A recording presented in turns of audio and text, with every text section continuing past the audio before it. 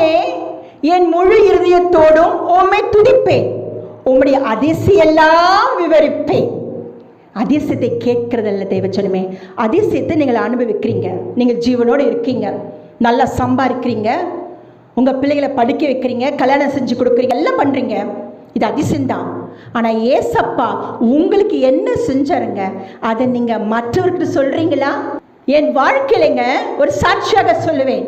இயேசு கிறிஸ்துவுக்கு நான் சாட்சியாக இருக்க வேண்டும் என்றால் நான் ஒன்னே ஒன்று சொல்லுவேங்க, என் தேவன் எனக்கு செய்ததை மற்றவருக்கு சொல்லுவேன். என் தேவன் என்னை வேதத்தை வாசிக்க வைத்தார். என் தேவன் எனக்கு அநேக மறைபொருளை வெளிப்படுத்தினார். அவர் ஆழங்களில் இருந்து என்னை கூப்பிட்டார்.